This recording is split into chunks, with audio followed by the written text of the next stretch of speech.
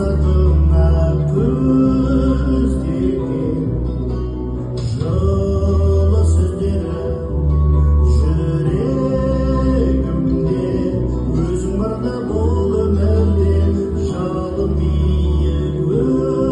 өзгеден адашылма көктегі күндей көктемгі күндей сепкен жаныма жанашыра сағындым сені бағымның жемі асып берген анашыма қолым мені қолама деп құласаң да жылама деп бақыт тілеп аяулы өзіңсіз ғана